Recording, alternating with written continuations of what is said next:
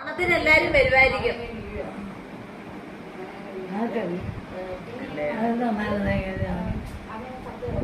ഇന്ന് രാവിലെയും ചോദിച്ചു ആരേലും വരുമോ, ആരേലും വിളിക്കുന്നുണ്ടോ.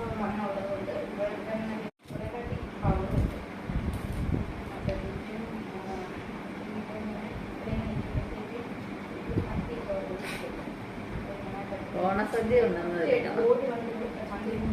പറയിച്ചു വർത്താനം നീലൊക്കെ പറഞ്ഞു. പരിപ്പ് കറി മതിയോ?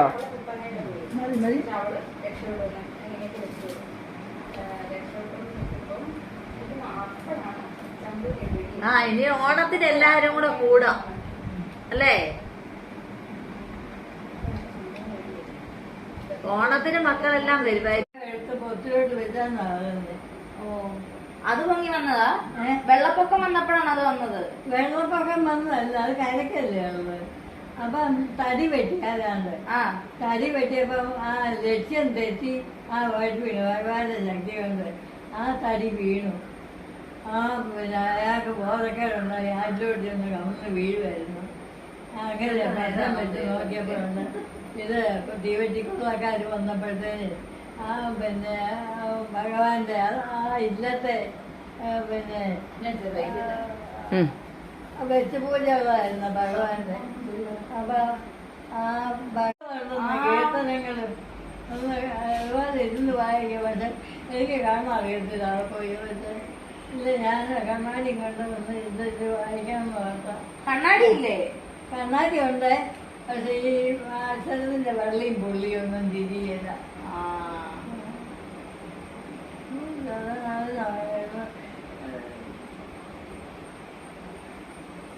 അയ്യോ, ഒന്ന് ജനങ്ങളായിരുന്ന ഏർപ്പാട്ടില്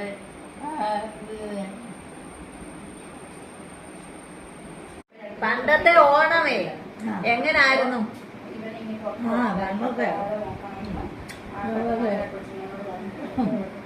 പണ്ടത്തെ ഓണത്തിന്റെ എപ്പോഴും സാഹചര്യമുള്ള ഇവിടെ നമ്മളെ